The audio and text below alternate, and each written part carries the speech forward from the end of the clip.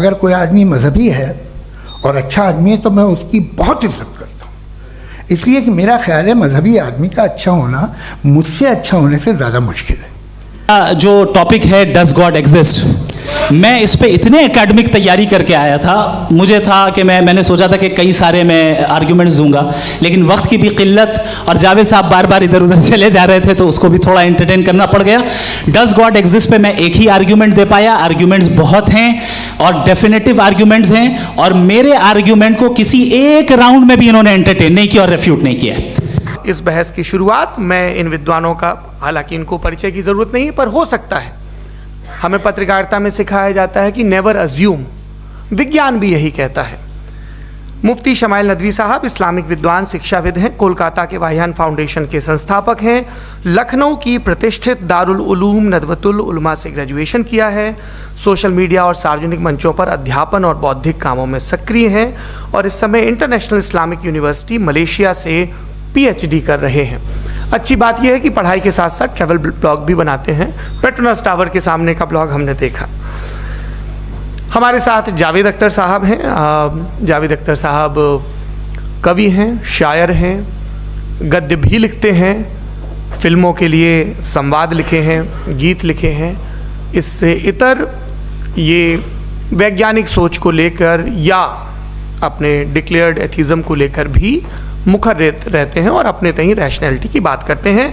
देवियों और सज्जनों, डज गॉड एग्जिस्ट, इस सवाल का जवाब सब अपने अपने तहीं खोजने की कोशिश कर रहे हैं। कोई इसको गॉड डैम पार्टिकल की खोज बताता है, कोई गॉड पार्टिकल की खोज बताता है, कोई हिग्स बोसान की खोज बताता है, कोई ये सवाल जवाब तलाशने की कोशिश करता है कि मास एग्जिस्टेंस में आखिर आया कैसे, हुआ क्या था, सृष्टि के पहले, समय के पहले क्या था, और कोई ये कहता है कि ये सारी खोजें जिस मस्तिष्क में हो रही हैं प्रकृति के क्रम में वो कैसे विकसित हुआ। मैं उम्मीद करता हूँ कि हम आज इन बुनियादी सवालों के कुछ जवाब हासिल करने में कामयाब हों। मैं सबसे पहले मंच पर आमंत्रित कर रहा हूँ मुफ्ती शमाइल नदवी साहब को। आइए सर जी।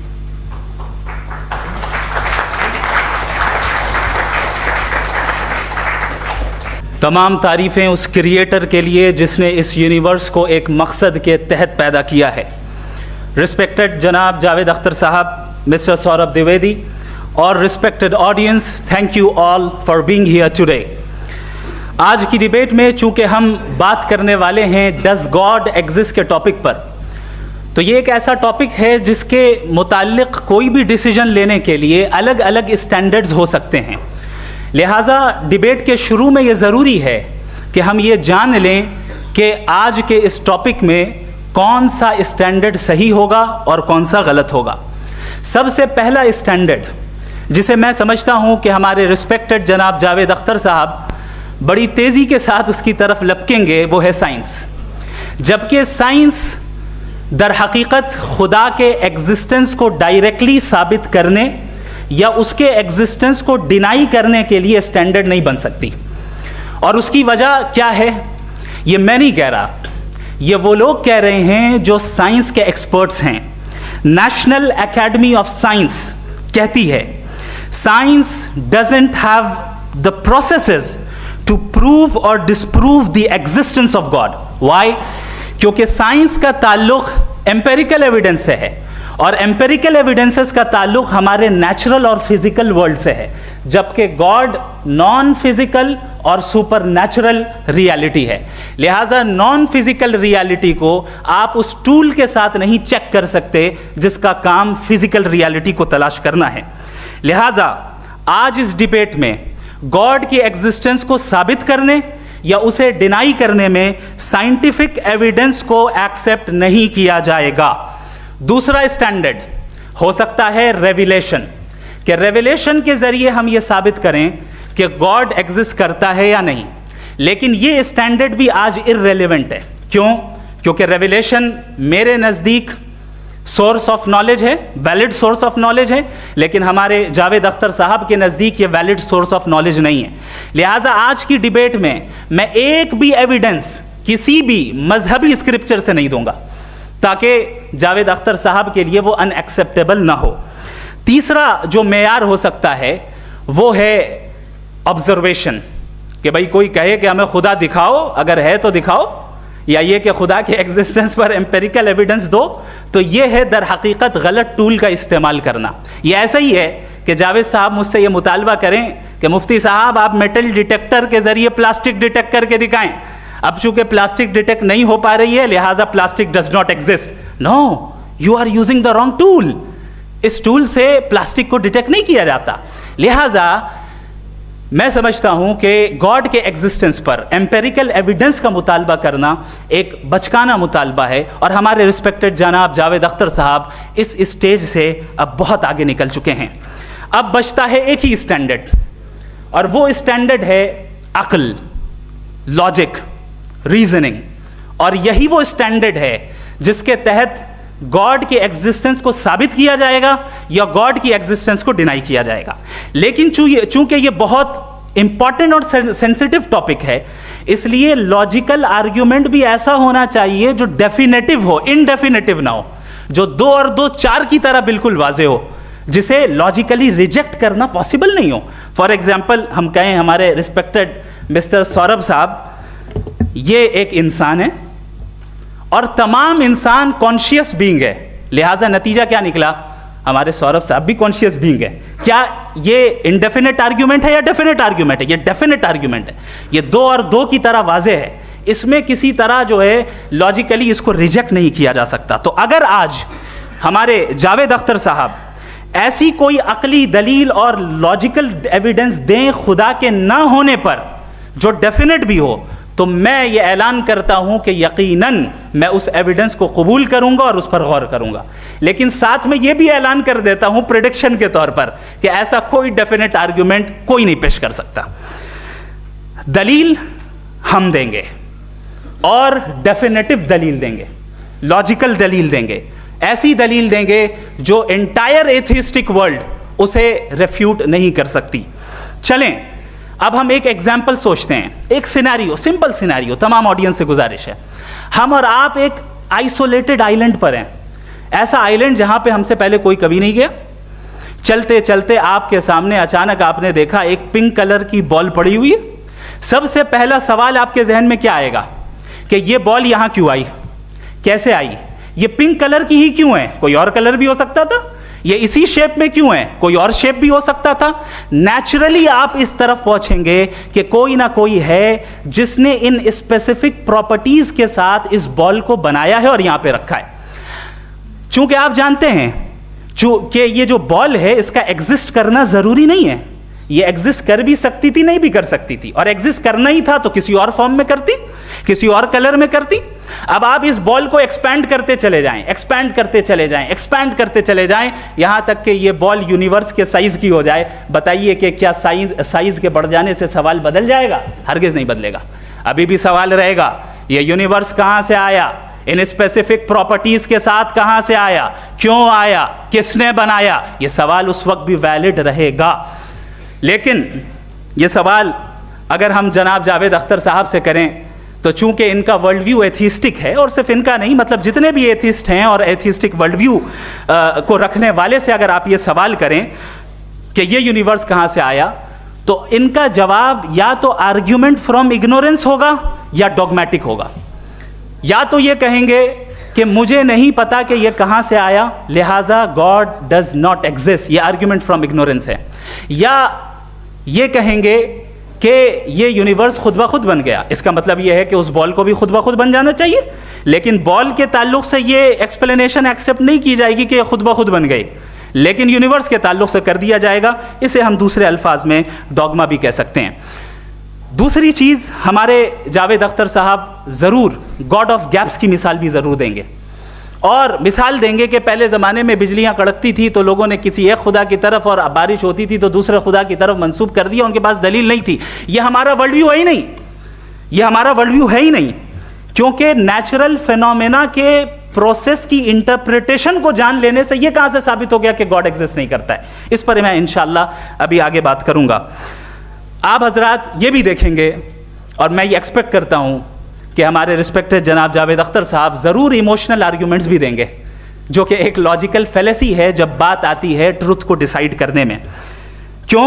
मिसाल के तौर पर वो कहेंगे कि अगर गॉड है तो ईविल क्यों एग्जिस्ट करता है, जबकि मैं कहता हूं ईविल का एग्जिस्ट करना गॉड के एग्जिस्ट करने की दलील है, उसके खिलाफ नहीं है। चूंकि अगर गॉड है तो हम सब उसके सामने अकाउंटेबल हैं, और अगर हम अकाउंटेबल हैं तो अकाउंटेबिलिटी के लिए ईविल का मौजूद होना जरूरी है, उसके बगैर हम अकाउंटेबल नहीं हो सकते। और अगर हम अकाउंटेबल नहीं हैं तो हम जनाब जावेद अख्तर साहब से पूछेंगे कि आप बताएं कि फिर सफरिंग इस दुनिया में क्यों है? अगर खुदा नहीं है तो सफरिंग क्यों है? और उन लोगों के जज्बे का क्या जिनके अंदर सफरिंग के बाद इंतकाम लेने का जज्बा पाया जाता है और वो इस दुनिया से ऐसे ही चले गए, क्या उनकी सारी तकलीफें बेकार चली जाएंगी?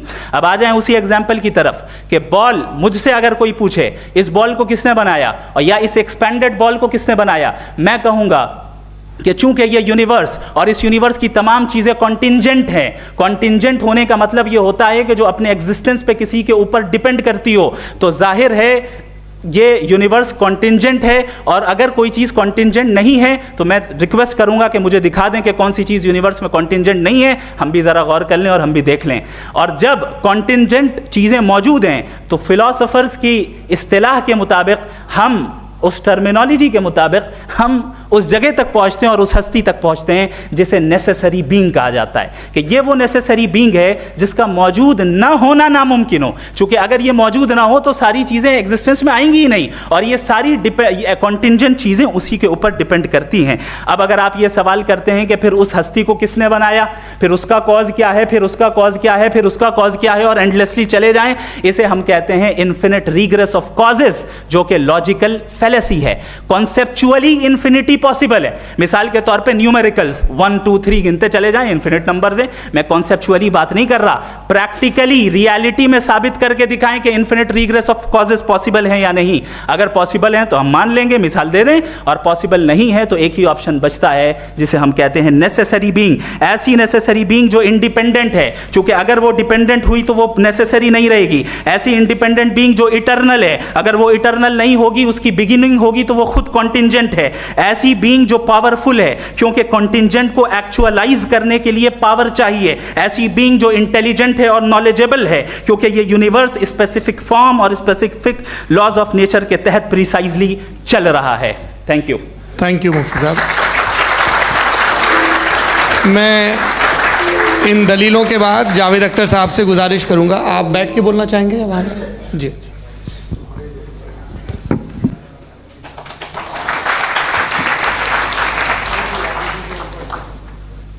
पहले तो मैं मुफ्ती साहब को एक अच्छी खबर देना चाहूँगा कि मेरी नॉलेज साइंस के बारे में बड़ी मामूली है, तो आप फिक्र ना करें उसकी, लेकिन कुछ कॉमन सेंस है मुझ में।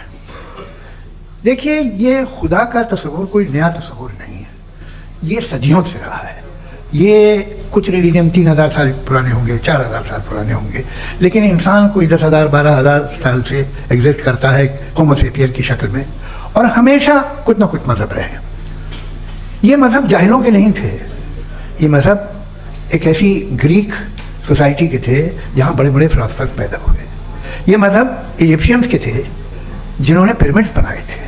ये रोमन्स के थे कि जिनका आर्किटेक्चर और सेनेट यानी पहली बुनियाद डेमोक्रेसी थी, लिमिटेड थी मगर डेमोक्रेसी थी, ये उन लोगों ने किए थे। तो इनका जो जुपिटर था, रा था, ज़्यूस था, उन्हें उस पर इतना ही एतमाद था जितना आज किसी मजहबी आदमी को अपने खुदा पे होगा। क्रिश्चियनिटी आने से पहले यूरोप में एक मज़हब था जर्मेनिक रिलीजन, उसका एक खुदा था, उसकी एक बीवी थी, उसके 2 बेटे थे, एक बेटी थी। फिर जर्मनी में जब यूरोप में क्रिश्चियनिटी आई तो वो खुदा, उसकी बीवी और पूरे ख़ानदान चला गया। तो हमने अगर हम हिस्ट्री देखें तो खुदा जो है वो ज़्यादातर फ़नी है, वो हमेशा रहे नहीं। और वो जो लोग इन्हें मानते थे उनको आप कहें तो जाहिल थे, उन्हें तो कुछ पता ही नहीं था, ऐसा नहीं है। वो अपने वक्त में बड़े काबिल लोग थे और अपने वक्त में उन्होंने बड़े बड़े काम किए हैं, फिलोसफर्स थे, साइंटिस्ट थे, लेकिन उनका मजहब कहाँ गया, उनके खुदा कहाँ गए? आज जो खुदा हैं दुनिया में लोग उन्हें मानते हैं। आपको क्या मालूम कि कितने वर्षों के बाद क्या होने वाला है? हम यूरोप में देखते हैं तो चर्च खाली हैं। तो वक्त के साथ चीज़ें बदलती हैं। जहाँ तक इसका ताल्लुक है मजहबों का, हर मजहब आपसे एक चीज़ मांगता है, फेथ। ये फेथ क्या चीज़ होती है? What is the difference between faith and belief? ये तो बहुत ही अहमकाना बात होगी कि कोई आदमी कहे साहब अगर खुदा है तो मुझे दिखाइए। ये तो जाहिलाना बात हुई। मैंने तो नॉर्थ पोल नहीं देखा है, मगर मैं मानता हूँ कि नॉर्थ पोल है। मैं क्यों मानता हूँ? इसलिए कि अगर ये दुनिया राउंड है तो उसका कोई टॉप होगा। कुछ लोग हैं जो वहाँ गए भी हैं, कॉमन सेंस कहता है कि ऐसा होगा, सबूत है, गवाह है, रीज़न है। तो ये मेरा फेथ नहीं है। तो फेथ में और बिलीफ में डिफरेंस क्या है? जो मजहब मानता है, हर मजहब फेथ मानता है।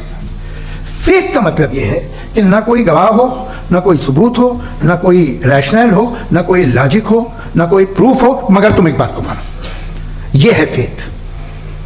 वरना बिलीफ होता। अगर इसमें कुछ भी सबूत होते, गवाह होते, तो फिर इसे आप बिलीफ कहते हैं। जैसे मेरा बिलीफ है कि नॉर्थ पोल है, मेरा फेथ थोड़ी है। फेथ इन तमाम शर्तों को रद्द करता है। तो फिर स्टुपिडिटी क्या है? अगर मैं एक बात ऐसी मानूं जिसकी ना कोई लॉजिक है, ना कोई रैशनल है, ना कोई प्रूफ है, ना कोई गवाह है, ना कोई सबूत है, और मैं उसे मानूं, तो ये स्टुपिडिटी हुई। इसे ही भाई कल को मैं यकीन कर लूं कि एलॉन मस्क जो है मेरा भाई है, तो मुझे इंतहाई खुशी होगी, सुकून भी बहुत मिलेगा मुझे। लेकिन और कहे भाई क्यों मानते हो, क्या सबूत है भाई, वो तो अमेरिकन है और तुम तो इंडियन हो, वो तो नस्ल अलग है, तुम्हें कभी मिले भी नहीं। साहब देखिए मेरा फेथ है, इस पर बात न किया। फेथ का मतलब ही यह है कि आप प्रूव नहीं कर सकते। अगर आप प्रूव कर सकते हो तो फेथ की जरूरत ही नहीं, फिर तो आप बात करेंगे, आप कितनी बहस कर लीजिए। अल्टीमेटली दुनिया का हर मजहब फेथ पे टिका है, और फेथ का मतलब है एक ऐसा यकीन जिसका कोई सबूत, कोई गवाह, कोई रैशनल नहीं। अब आप ये कहें, क्या आप ये क्यों कह रहे हैं कि साहब ये कायनात किसने बनाई? कमाल ये है कि आपने बताया कि एक आइलैंड पे गए और एक बॉल देखी। आपने ये नहीं कहा कि आइलैंड किसने बनाया, आपको सिर्फ बॉल पे हैरत हुई। हमने आइलैंड पे हमने हैरत नहीं की, होते हैं आइलैंड। इसी तरह ये आइलैंड है, सितारे, ये गैलेक्सीज, ये सब आइलैंड हैं, खला में। हम उन्हें टेकन फॉर ग्रांटेड लेते, हम पूछते नहीं किसने बनाए। आपने जजीरे के बारे में नहीं पूछा है। मेरी पैदाइश कैसे हुई? क्या मैं प्लान पैदा हुआ था? I was plan to be born, या एक लकी स्पर्म था जो किसी एक से चिपक गया? मेरी पैदाइश रैंडम है, रैंडम। और इंसाफ जिसे आप कहते हैं, इंसाफ का तो नेचर से कोई वास्ता ही नहीं है। जो आप कहते हैं कि एक दिन इंसाफ मिलेगा, इंसाफ is a human concept, nature में कोई इंसाफ नहीं। अगर शेर हिरण को खा जाता है तो उसे कोई सजा नहीं मिलती। अगर एक आंधी आती है और हरे भरे पेड़ों को उखाड़ के फेंक देती है तो आंधियों की जेल नहीं होती है। नेचर में इंसाफ नहीं, इसलिए मुझे नेचर को इंसाफ की जरूरत भी नहीं। नेचर तमाम एक है। अब हम कहें कि साहब ये देखिए जो मैंने खाना खाया था, ये मेरी आंतों ने यूं कर दिया उसे, तो इसे सजा मिलने नहीं, वो सिस्टम है, ऐसे ही चल रहा है। नेचर बगैर इंसाफ के है। इंसाफ इज अ ह्यूमन कॉन्सेप्ट। तो जो आपसे कहता है कि मैं तुम्हें इंसाफ दूंगा, वो इंसानी जहन की पैदावार है। ये नेचुरल है ही नहीं, ये आसमानी है ही नहीं। नेचर का तस्वुर, इंसाफ का तस्वुर। भाई आप साथ मिलते हैं, अब आप लेफ्ट हैंड ड्राइव करते हैं, ये क्या है? तमाम सच, तमाम नेकी, तमाम शराफत लेफ्ट हैंड ड्राइव है। वरना क्या होगा, या तो आप क्रॉस कर देंगे, आपका एक्सीडेंट हो जाएगा, या आप किसी को मार देंगे, या ट्रैफिक जैम हो जाएगा। झूठ, बेईमानी, रिश्वतखोरी, ये तमाम जो है driving on the wrong side, इसके ऊपर कुछ नहीं। ये तो हमने बनाया, जैसे हमने लेफ्ट हैंड ड्राइव बनाई है। ये कॉन्सेप्ट ऑफ इंसाफ जो है ये हमारा है, इसका नेचर से कोई वास्ता नहीं। शेर खा जाता है हिरन को, उसे जेल होती है क्या? कुछ भी है ही नहीं। तो ये जो दुनिया के रिलीजन प्रॉमिस करते हैं आपसे इंसाफ, इसी से मालूम होता है कि मैन मेड है। ये तसव्वुर कहीं और का है ही नहीं। जो नेचर है, कुछ लोग कहते हैं नेचर ही खुदा है, तो नेचर में तो इंसाफ नहीं कहीं। और आप वादा कर रहे हैं कि तुम्हें मरने के बाद इंसाफ मिलेगा। मुझे अगर मिलेगा तो मैं बहुत खुश होऊंगा, लेकिन मैं यकीन नहीं कर पाता हूँ, इसलिए कि मैं फेथ नहीं पैदा कर सकता। The very fact that religions demand faith, इसका मतलब है कि उनके पास जस्टिफिकेशन नहीं है। अच्छा साहब, फिर रिलीजन अगर मॉडरेशन में है, कोई सा भी नहीं, वो आप में कुछ खूबियाँ भी पैदा करता होगा। देखिए उससे ये फ़ायदा है, वो फ़ायदा है। अल्कोहल जो है वो ज़्यादातर दवाओं में यूज़ होती है, और एक सर्वे किया गया था अमेरिका में कि लॉन्जिटिविटी किन लोगों की है, तो एक तरफ वो लोग थे जो शराब पीते ही नहीं थे और एक तरफ वो थे जो एक बोतल शराब रोज पीते थे। सबसे ज़्यादा लंबी उम्र उनकी है जो 2 पैक नाप के शराब पीते और खाना खाते हैं। मगर हम शराब को बुरा समझते हैं, मैं भी बुरा समझता हूँ। क्यों? ऐसा होता नहीं। कुछ चीज़ों में आदत होती है जो बढ़ती है। आज तक मैं एक आदमी दूध पीता है, आप 10 साल बाद भी मिलेंगे तो एक ही गिलास पीता होगा। ऐसा नहीं होता सुबह से दूध पीता रहता है। अल्कोहलिक मैंने नहीं देखे, अल्कोहलिक होते हैं। ये टेंडेंसी है मजहब की कि वो बढ़ता है, जैसे कैंसर बढ़ता है, जैसे शराब बढ़ती है। कुछ लोग होंगे जो उसे सही तरह से यूज़ करते हैं। मुझे यकीन है कि हमारे मुफ्ती साहब भी उनमें से एक, इनसे बहुत खुशी हुई मुझे इनसे मिलकर। लेकिन कितने लोग हैं कि आज आप देखते हैं दुनिया में जो तबाहियाँ हैं इनमें कितना हाथ है उन लोगों का जो बिलीवर कहते था मजहब ये नहीं कहता, ना कहता होगा, मगर जब ये मजहब पीते हैं तो ऐसे बिहेव करते हैं। थोड़ा सा अगर हो तो शायद बहुत अच्छी बात, लेकिन शराब थोड़ी सी नहीं रहती, उसमें टेंडेंसी है। पहले थोड़ा सा अगर 2-3 कैंसर के सेल हो ना बॉडी में तो आदमी फिर रहेगा, लेकिन वो 2-3 सेल नहीं रहते, वो मल्टीप्लाई होते हैं। जावेद साहब टाइम पूरा हो गया। टाइम हो गया, तो बस बात खत्म हो गई। अच्छा, मुझे कुछ और कहने को था भी नहीं। जी, इनवाइट कर रहा हूँ मुफ्ती साहब को। Your rebuttal round 1, you have 7 minutes. Thank you very much Javed साहब। आपकी बात को सुनकर बड़े महजूज हुए हम लोग। महजूज, do you understand? We enjoyed. Okay, अब थोड़ा सा लॉजिकली उसको हम लोग दरअसल हम लोगों ने कल गुजारिश की थी मुफ्ती साहब से भी, जावेद साहब से भी, कि हिंदुस्तानी ज़बान आम फहम सबको समझ में आ जाए और जहाँ कहीं आप मुश्किल शब्द इस्तेमाल करें वहाँ बताते भी चलें। Thank you. तो सबसे पहले हमारे रिस्पेक्टेड जावेद साहब ने हवाला दिया कि खुदा फ़ानी है। कितने मजहब आगे चले गए, किसी ने जुपिटर को खुदा माना, किसी ने किसी को माना। मैं कहता हूँ जिसने कॉन्टिंजेंट चीज़ को खुदा माना, गलत माना, वो खुदा ही नहीं, वो खुदा ही नहीं है। हम तो नेसेसरी बीइंग को साबित करने बैठे हैं, वो नेसेसरी कॉज जो इटरनल है, जो अबदी भी है और अजली भी है। हम किसी और को साबित करने नहीं बैठे। दूसरी चीज़ उन्होंने कहा कि फेथ एंड बिलीफ, ये एक ऐसी डेफिनेशन है फेथ की जो इन्होंने पहली मर्तबा पेश की है, या माफ़ कीजिएगा इन्होंने पहली मर्तबा पेश नहीं की है, रिचर्ड डॉकिंस ने पहली मर्तबा पेश की है। मुझे मालूम है ये सोर्स कहाँ से है। एपिस्टेमोलॉजिकली फेथ और बिलीफ का फ़र्क आप इस तरह नहीं कर सकते सर। फेथ सही भी होता है, गलत भी होता है। बिलीफ सही भी होता है, गलत भी होता है। जो लॉजिक, रीजन और एविडेंस से बैक्ड होगा वो फेथ सही होगा। और आप जिस फेथ की बात कर रहे हैं कि इलॉजिकल है और उसके पीछे नहीं है, तो we are on the same page. हम नहीं मानते उस फेथ को, जो फेथ ऐसा हो जिसके पीछे कोई लॉजिक ना हो, एविडेंस ना हो, हम नहीं मानते। हम तो उस फेथ के कायल हैं जिसके पीछे लॉजिक हो और एविडेंस हो। तो बिलीफ सही भी होता है, गलत भी होता है, फेथ भी सही होता है और गलत भी होता है। तो आज फेथ और बिलीफ के डिफरेंस पे बात नहीं हो रही है। आज आप चाहे फेथ एक्सेप्ट कर लें या बिलीफ एक्सेप्ट कर लें, आज ये बात होगी कि ट्रूथ क्या है। चाहे ट्रू बिलीफ सही है या ट्रू फेथ सही है, और फॉल्स फेथ क्या है और फॉल्स बिलीफ क्या है, बात इस पे हो रही है। दूसरी चीज इन्होंने पूछा स्टुपिडिटी फिर क्या है। अगर फेथ रिलीजन स्टुपिडिटी नहीं है तो और क्या है? चूंकि फेथ का मुतालबा करते हैं तो स्टुपिडिटी क्या है? मैं कहता हूं स्टुपिडिटी एथिज्म है। उसकी वजह यह है कि आप एक सड़क पे जा रहे हो और आप किसी गार्डन में जाएं और देखें वहां लिखा है फूलों के साथ I love Javed Akhtar, and I really do, I love you sir. So जब आप वहां पर पहुंचे तो वहां पहुंचकर अब ये बताएं, क्या आप ये कहेंगे वाह व्हाट अ नेचुरल सिलेक्शन? ये क्या नेचुरल सिलेक्शन है? नहीं, ये प्रिसाइजली डिजाइंड है, इसके पीछे डिजाइनर है। लिहाजा अगर कोई एक ऐसी कॉमन सेंस की बात को कबूल नहीं कर रहा है कि यूनिवर्स जो इतने प्रिसाइजली काम कर रहा है, हम कह दें कि खुद ब खुद बन गई, मैं समझता हूं इससे बड़ी स्टुपिडिटी और कुछ नहीं है। ये इर्रेशनल चीज है। फिर हमारे सर ने कहा कि आपने बॉल पे फोकस किया, आइलैंड पे फोकस नहीं किया। अरे आइलैंड को किसने बनाया यही समझाने के लिए तो बॉल की मिसाल दे रहा हूं। और बॉल भी कॉन्टिंजेंट है, आइलैंड भी कॉन्टिंजेंट है, दोनों नेसेसरी बीइंग का मुतालबा करते हैं। आगे इन्होंने कहा कि नेचर में कोई इंसाफ नहीं है।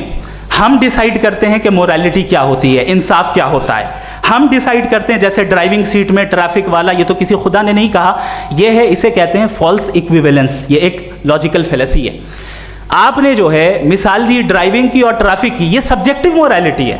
आप सब्जेक्टिव मोरालिटी को मिसाल बनाकर ऑब्जेक्टिव मोरालिटी के ऊपर नहीं थोप सकते। इंसाफ की ऑब्जेक्टिव मोरालिटी है। अगर आप ये कहते हैं कि नेचर में इंसाफ नहीं है, तो इंसाफ का न होना ये नेचुरल हुआ, तो फिर नेचर को नेचर रहने दे। क्यों हम इतना स्ट्राइव कर रहे हैं दुनिया में इंसाफ लाने के लिए?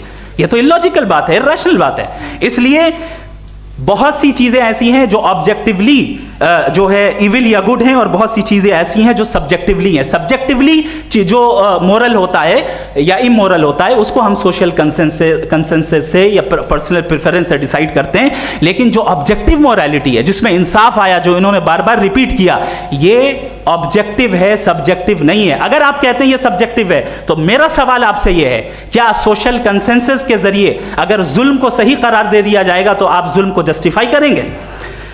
दूसरी चीज, इन्होंने ये कहा कि 2 पैक शराब पी लें तो वो उतने पे नहीं रहता, बढ़ जाता है। यही मामला मजहब के साथ है। 2 पैक आप पी लें, बढ़ेगा। तो ये एक ऐसी मिसाल है, इसको कहीं भी फिट कर लें कि आप एथिज्म पे जब फिट करें, जब आप 2 पैक एथिज्म का लेंगे ना, तो वो बढ़ बढ़ के नॉर्थ कोरिया बनेगा। Thank you.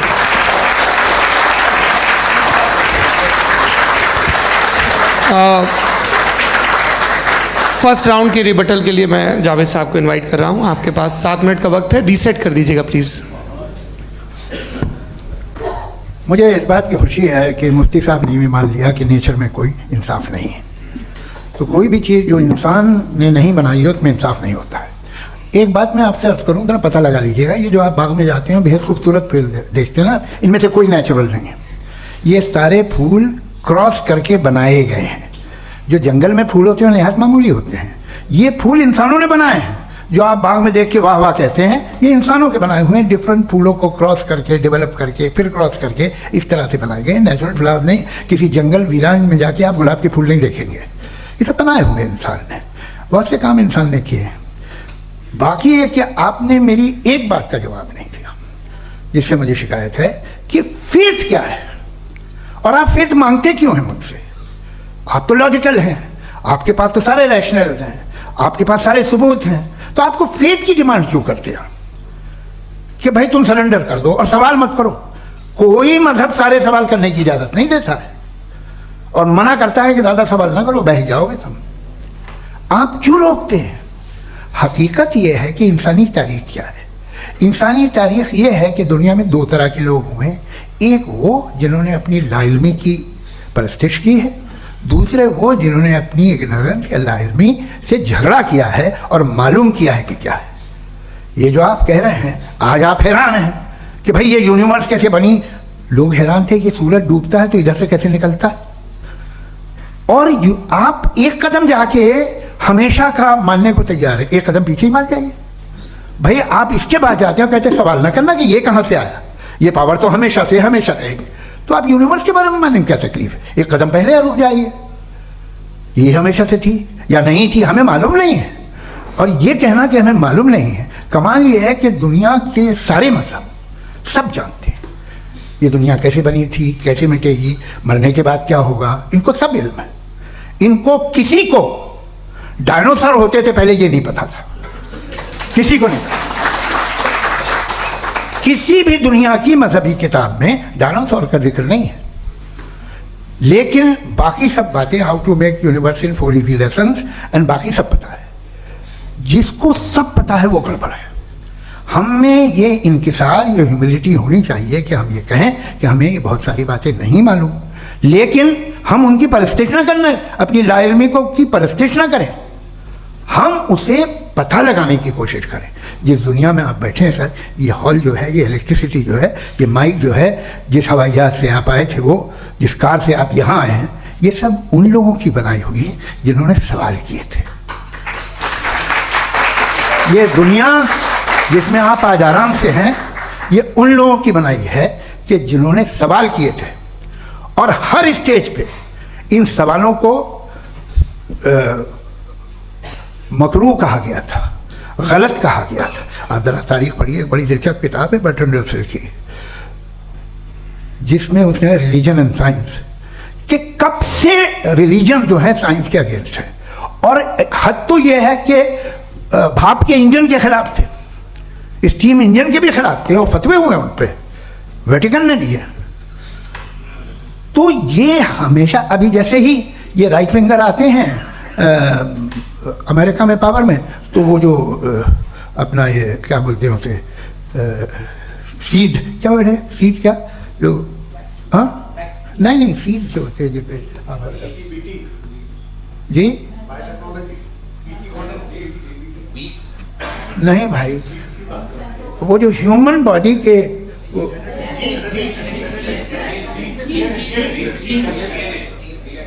उस पर रिसर्च बंद हो जाती है, रिपब्लिकन नहीं करने देते। अरे भाई इतना डर क्या है तुम्हें?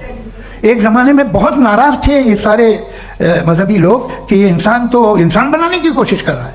आपको क्या तकलीफ भाई, बना ले तो बना लेने दो, ये खौफ क्या है? और ये सब आज जो आप कह रहे हैं नामुमकिन है, ये कैसे हुआ? मुझे एक किस्सा याद आता है। जब मैं 6ठी क्लास में था तो मैं मैथमेटिक्स में बहुत वीक था, तो एक टीचर रख दिया गया, उसने 1 2 3 4 5 6 7 तो सिखा दिया मुझे। वो दिन मैं भूल नहीं सकता हूँ मुफ्ती साहब, जिस दिन उसने ये बताया कि 1/2 क्या होता है और 3/4 क्या होता है, मुझे ऐसा लगा कि मेरा सर बीच से फट जाएगा। ये आदमी कह रहा है कि जो दीवार के अंदर जाओ वॉक करते हुए। आज हंसता हूँ मैं इस बात पे। तो आज जो बातें आपके जहन से बिल्कुल परे हैं और आप हैरान होते उन्हें देख के, एक वक्त आएगा कि मामूली लगेंगे। और हुआ है, आपकी इंसानी तारीख ही है। इतनी जल्दी सारे फैसले आप मत कर लीजिए, थोड़ा ये ह्यूमिलिटी रखिए कि भाई ये हमें नहीं मालूम। ये कहने में क्या है, ये यूनिवर्स कहाँ तक फैली, ये कब से है और कब तक रहेगी, हमें नहीं मालूम। आपने फैसला कर लिया कब बनी, ये आपके हिसाब से कोई 14 बिलियन ईयर्स बनी जो समझा जाता है। उससे पहले हजारों करोड़ों अरबों साल तक खुदा बैठा क्या कर रहा था? खामोश बैठा था, ऐसी दवाइयाँ ले रहा था। फिर उसे आइडिया है, यार एक काम करते, वक्त अच्छा गुजर जाएगा यूनिवर्स पर आपसे। सोचिए, वो तो हमेशा से है ना, मगर यूनिवर्स हमेशा से नहीं है, ये तो बनाई गई है। और उससे पहले क्या था, इनका क्या काम था? कैसी बात है, ये बड़ा आसान है। जो बात हमें आज धीरे धीरे पता चली है, बरसों 2000 और 2500 साल पहले आपको किसी ने बता दिया कि क्या था, आप मान गए, और तब से वही मान रहे हैं जो 2500 साल पहले कहा गया था। सब कुछ बदल गया है, सॉल्व हो रही हैं चीज़ें। अभी साइंस बिल्कुल दावा नहीं करती, या कोई फिलोसफर ये दावा नहीं करता कि हमें सब मालूम, बल्कि वो कहता है कि हमें जितना मालूम होता है उससे ये मालूम होता है कि हमें कितना कम मालूम। तो हम अपनी जहालत से लड़े, उसकी परस्तिश ना करें। जी, थैंक यू सो मच। मैं तर्कों की श्रृंखला में राउंड 2 के लिए मुफ्ती साहब को आमंत्रित कर रहा हूँ। आपके पास एक बार फिर से 7 मिनट का वक्त है। शुक्रिया। जनाब जावेद अख्तर साहब कई मरतबा दोहरा रहे हैं कि फ़ेथ का मतलब बताइए, फ़ेथ का मतलब बताइए। मैंने बता दिया, फ़ेथ सही भी होता है, गलत भी होता है। और आज हम फ़ेथ पे बात नहीं कर रहे, हम ट्रुथ और डज गॉड एग्जिस्ट पे बात कर रहे हैं। क्या डज गॉड एग्जिस्ट, ये ट्रुथ यानी गॉड है या नहीं है, इसमें से दोनों ट्रुथ क्या है। अब आप उसे फेथ कह लें, बिलीफ कह लें, नॉट माई बिजनेस। उसके बाद आपने कहा कि भाई सवाल करने से मजहब रोकता है। मैं कहता हूं जो रोकता है वो रोकता होगा, मैं नहीं रोकता, बल्कि सवाल करें, सवाल करना चाहिए। सवाल कर करके तो हम आगे बढ़ते हैं, तरक्की करते हैं, और इसीलिए मैं आज यहाँ पे आया हूँ। लेकिन सवाल सिर्फ खुदा से नहीं होगा, आपसे भी होगा। सवाल एथिज्म से भी होगा, सवाल सिर्फ मजहब से नहीं होगा, सबसे होगा। और आज मैं सवाल करूंगा और उम्मीद है कि आप जवाब देंगे। अभी तक आपने वैसे कॉन्टिंजेंसी आर्गुमेंट का कोई जवाब नहीं दिया। चलें, आपने कहा यूनिवर्स के बारे में इटर्नल क्यों नहीं बोल देते। ये चूंकि लॉजिकली पॉसिबल ही नहीं है कि यूनिवर्स इटर्नल हो। यूनिवर्स एक कॉन्टिंजेंट चीज़ है जो टाइम एंड स्पेस के पाबंद है, टाइम एंड स्पेस से बाउंड है। जो टाइम एंड स्पेस से बाउंड होगा वो कॉन्टिंजेंट होगा, जो कॉन्टिंजेंट होगा वो उसकी बिगिनिंग हुई होगी, जिसकी बिगिनिंग हुई होगी वो इटर्नल नहीं हो सकता। ये तो कॉमन सी बात है। आपने कहा कि किसी मजहबी किताब में डायनासोर का जिक्र नहीं है। अफसोस कि आज तक किसी मैथमेटिक्स के किताब में मुझे डायनासोर का जिक्र नहीं मिला। तो इसका मतलब मैथमेटिक्स की किताब बेकार है? नहीं, उसका वो टॉपिक नहीं है। रेवलेशन का और मजहबी किताबों का टॉपिक ये नहीं है कि आपको आके बताए साइकिल कैसे बनाते हैं, या आकर ये बताएं कि जो है डायनासोर कब था। वो तो मोरालिटी सिखाने आया है, गॉड के बारे में बताने आया, नॉन फिजिकल रियलिटी की हकीकत को सिखाने के लिए आया। रिलीजियन साइंस को रोकता है? नहीं रोकता। अगर रोकता है तो गलत करता है। रिलीजियन साइंटिज्म को रोकता है, जिसमें हमारे जावेद साहब मुब्तला हैं। साइंस और साइंटिज्म में फर्क है। साइंटिज्म यह है कि आप समझें कि साइंस और साइंटिफिक मेथोडोलॉजी ये नॉलेज को हासिल करने का वाहिद सोर्स ऑफ नॉलेज है, यह है साइंटिज्म। हम इसे रिजेक्ट करते हैं। हम साइंस को तो तरक्की करते हैं, भाई आप हमारी पूरी तारीख कर लें, पढ़ लें तो आपको पता चल जाएगा। बहरहाल ये अलग टॉपिक है। उसके बाद इन्होंने एक लफ्ज़ कहा, वेटिकन ने फतवा दिया। वेटिकन का फतवे से कोई ताल्लुक नहीं है, दोनों कॉन्ट्राडिक्टरी अल्फाज हैं। उसके बाद उन्होंने कहा कि भाई हमें नहीं मालूम। अगर नहीं मालूम तो क्लियरली कह देना कि नहीं मालूम है, इसमें क्या हरज है? तो वही तो मैं कह रहा हूं ना कि आप कह दें कि नहीं मालूम, लेकिन क्लेम क्यों कर रहे हैं कि गॉड एग्जिस्ट नहीं कर रहा है? आप कह दें नहीं मालूम है, हो सकता है हो सकता ना हो, लेकिन आप क्लेम कर रहे हैं। The moment you say God does not exist, this is a claim, and now the burden of proof is upon you too, जैसे हमारे ऊपर है। और क्यों है मैं बताता हूं, क्यों है ये भी मैं बताता हूं। फिलोसॉफिकली जो क्लेम होता है ना, सिर्फ ये नहीं होता कि इंसान कहे पॉजिटिव क्लेम करे और नेगेटिव क्लेम करे तो बर्डन ऑफ प्रूफ नहीं है। आप मिसाल के तौर पे मैं कहूं कि फुला उस कमरे में कोई नहीं है, मैंने एक नॉलेज का क्लेम किया है। उस कमरे में कोई नहीं है, मैंने एक नॉलेज का क्लेम किया। या तो मैं कहूं मुझे नहीं पता, हो भी सकता है नहीं भी हो सकता है, this is not a claim. लेकिन जब मैं कह रहा हूं कि वहां कोई नहीं है, या मैं कह रहा हूं वहां कोई है, दोनों क्लेम है और दोनों के ऊपर बर्डन ऑफ प्रूफ है। हमारे ऊपर भी बर्डन ऑफ प्रूफ है, मैंने कंटिजेंसी आर्ग्यूमेंट दिया, इसे तोड़कर दिखाइए। आखिरी चीज, इन्होंने कहा कि खुदा दुनिया बनाने से पहले 150 साल पहले या करोड़ों साल पहले क्या कर रहा था। अरे हजरत, चलें बहरहाल मैं जवाब दे देता हूं, आप हमारे रिस्पेक्टेड पर्सनालिटी हैं, अगर आप नहीं होते तो मैं ऐसे एंटरटेन ही नहीं करता। टाइम, ये 100 साल पहले या 100 साल बाद, पहले बाद में अभी, ये वो अल्फाज हैं जिनका ताल्लुक टाइम से है। टाइम शुरू ही हुआ है यूनिवर्स की बिगिनिंग के बाद, तो उसके पहले खुदा क्या कर रहा था? सवाल इलॉजिकल है, ये फेलेसी है। यानी आप ये कह रहे हैं कि यूनिवर्स के बनने से पहले खुदा क्या कर रहा था? टाइम के बनने से पहले, पहले का ताल्लुक टाइम से, टाइम उस वक्त था ही नहीं, तो ये सवाल ही इनवैलिड है खुदा के ताल्लुक से। दूसरी चीज, आर्ग्यूमेंट ऑफ कंटिजेंसी जो मैंने आपके सामने पेश की है, आपने बार बार ये प्रूफ किया और ये कह रहे हैं कि गॉड ऑफ गैप्स। देखिए पहले नहीं मालूम था, साइंस ने कर दिया। सिंपल की मिसाल से मैं समझा देता हूं। जिस गैप्स की आप बात कर रहे हैं ना, साइंस उन गैप्स को जिन चीज के जरिए भी प्रूव करेगा वो कॉन्टिजेंट ही होगा, अब चाहे वो फोर्स हो, मैटर हो या एनर्जी हो। लिहाजा सवाल हमारा उस वक्त भी वैलिड होगा जब तक कि आप नेसेसरी बीइंग पे ना आ जाएं, और इन्फिनिट रिगरेस पॉसिबल नहीं है of causes in practical world, तो जाहिर है कहीं रुकना पड़ेगा, जहां रुकेंगे वही खुदा है। दूसरी चीज, आपने ये गा क्या कह रहा था मैं, किस पॉइंट को? What? Oh no, after that, just now. हाँ, जहां रुकेंगे वही खुदा है। बहरहाल तो टाइम का जिक्र हो गया, गॉड ऑफ गैप, सॉरी, या इसकी एक मिसाल आप ले लें। एक कार है, एक साहब ने देखा कि भाई कार जो है उसके व्हील्स कितने अच्छे लगे हुए हैं सही जगह पे, स्टीयरिंग जो है कितने अच्छे जगह पे लगी हुई है, और सीट्स कितने वेल डिजाइंड है, कितनी प्रिसाइजली ये कार काम कर रही है, तो जरूर कोई ना कोई इसे क्रिएट किया है, किसी ने क्रिएट किया है। अब जावेद साहब आए और कहे अरे जनाब बोनेट खोलिए, इसमें इंजन है, इंजन इस कार को चला रहा है, hence prove no one has created the car. This is illogical, this is irrational. आपने इंजन के जरिए उस गैप को तो साबित किया, लेकिन क्या उससे कार की जो क्रिएशन है और उसका जो क्रिएटर है ये इम्पॉसिबल हो जाए? ऐसा पॉसिबल है? उसका सवाल खत्म हो जाए, ऐसा पॉसिबल है? नहीं। आपने गैप्स को फिल करके, कॉन्टिंजेंट चीजों से गैप्स को फिल करके हमारे ऑब्जर्वेशन को और ब्रॉड कर दिया।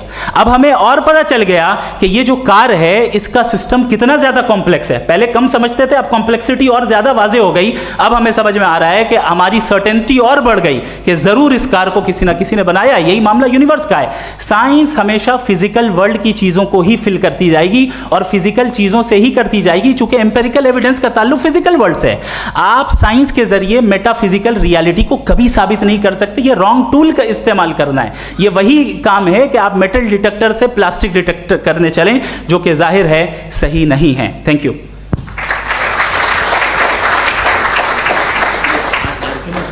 जी, ये आर्ग्यूमेंट का राउंड 2 है। हाँ। 7 मिनट है।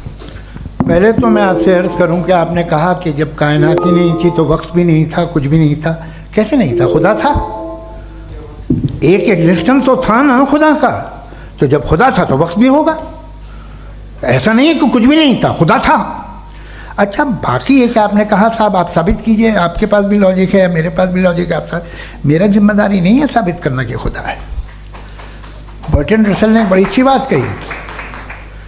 बर्टन रसल ने बड़ी अच्छी बात कही। मैं आपसे अगर ये दावा करूं कि एक चाय की केतली मरीख के चारों तरफ घूम रही है, मार्स के चारों तरफ, तो ये आपका काम नहीं है कि आप साबित करें कि कोई चाय की केतली नहीं है। ये मेरा काम है, मैंने दावा किया है। ये दावा तो मजहबी लोग करते हैं कि खुदा है। मैं क्यों साबित करूं कि नहीं है? जब तक आप मुझे कन्विंस नहीं कर दें, मैं नहीं मानूंगा। आपकी जिम्मेदारी है, मेरी जिम्मेदारी नहीं है। दोयम ये कि ये जो आप कह रहे हैं, जो गैप्स हैं, ये गैप जब जब किसी मजहब को चैलेंज करते हैं, जब ऐसा कोई बात आती है तो हंगामा हो जाता कि जब वो चैलेंज करें किसी फेथ को। ये तमाम साइंस जो है इसे मुख्तलिफ जगहों पे मुख्तलिफ वक्तों में मजहब ने रोकने की कोशिश की है। ये किताब है religion and science, Burton Russell की, पढ़िएगा, अच्छी लगेगी आपको। तारीख ही है साइंस, मजहब की साइंस से उसका यही रिश्ता है। अच्छा, अब ये हम सोचें कि बहरहाल ये वजूद जो है मजहब और ये बिलीव इन गॉड इंसान को बेहतर बना देता है। तो एक काम कीजिए, हिंदुस्तान वर्ल्ड का नक्शा लीजिए और मार्क कीजिए कि रिलीजन कहाँ कहाँ ज़्यादा है, कहाँ कहाँ, चाहे वो लैटिन अमेरिका हो या मिडल ईस्ट हो या फार ईस्ट हो या हिंदुस्तान के वो इलाके जहाँ मजहबियत ज़्यादा है। रख दीजिए नक्शा अलग। अब दूसरा नक्शा कि कहाँ कहाँ नाइंसाफ़ी, रिप्रेशन, औरतों के हुकूक की पामाली, जुल्म, डिक्टेटरशिप कहाँ है, नक्शा एक ही होगा। तो आप मुझे बताएं कि जो इसका तरकीब इस्तेमाल क्या है, खुदा का तरकीब इस्तेमाल तो बताइए। आप छोटी सी दवा सड़क पे बेचते हैं, उसकी भी तरकीब इस्तेमाल बताते हैं। इसके इस्तेमाल से तो फ़ायदा नहीं हुआ किसी को। जो सारे के सारे ख़राब मुल्क हैं, ख़राब समाज है, वो सारे जुल्म खुदा के नाम पे करते हैं। वो गलत करते हैं, सही करते हैं, मुझे क्या लेना देना उससे। इस्तेमाल से मालूम होता ना। एक विस्की की बोतल कभी शायद देखी हो आपने, लाल रंग की होती है, उस पर रोशनी और छपड़ा इंतहाई खूबसूरत लगती है, क्या बिगाड़ रही है किसी का? उसका इस्तेमाल गलत है, इसलिए आप उसे नापसंद करते हैं। इसका इस्तेमाल गलत है, इस तसव्वुर का इस्तेमाल ही गलत है और हमेशा से गलत हुआ है। आप देख लीजिए, इंसानी तारीख देख लीजिए, आज देख लीजिए, हिंदुस्तान देखिए, दुनिया देख लीजिए, क्या हो रहा है। इसे कैसे इस्तेमाल कर रहे हैं फेथ वाले लोग? क्या फेयर हैं, जस्ट हैं, जो अपने खुदाओं पे यकीन रखते हैं? वो किस तरह के लोग हैं? वो लोगों को इंसाफ देते हैं, वो बेहतर इंसान बने। तो इस दवा का फ़ायदा क्या है? चलो बहुत फ़ायदा हो रहा तो मैं इस्तेमाल कर लूँगा। मुझे तो इस दवा का कोई फ़ायदा दिखता ही नहीं। मुझे तो ऐसा लगता, मैं एक और बात बताऊं, अगर कोई आदमी मजहबी है और अच्छा आदमी है तो मैं उसकी बहुत इज्जत करता हूँ, इसलिए कि मेरा ख्याल है मजहबी आदमी का अच्छा होना मुझसे अच्छा होने से ज़्यादा मुश्किल है। भाई हर चीज़ की एक लिमिट है। आप इतना भाग सकते हैं, इतना नहीं भाग सकते, इतना वज़न उठा सकते, इतना नहीं उठा सकते, इतना दूर देख सकते हैं, इतना दूर नहीं देख सकते। उसी तरह कॉमन सेंस कहता है कि आप में नेकी का भी एक कोटा होगा।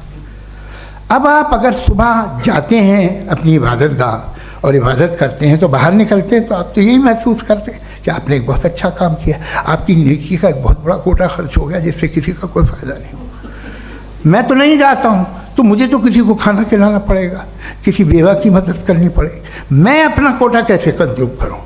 आप अपना कोटा सारे मजहबी लोग इंतहाई यूजलेस कामों में यूज़ करते हैं, उसके बाद भी अगर आप में बच्ची है थोड़ी सी शराफत तो भाई वाह क्या बात है।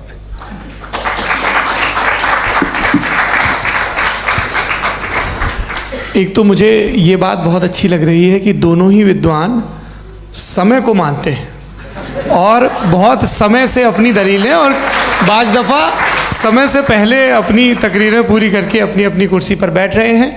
ये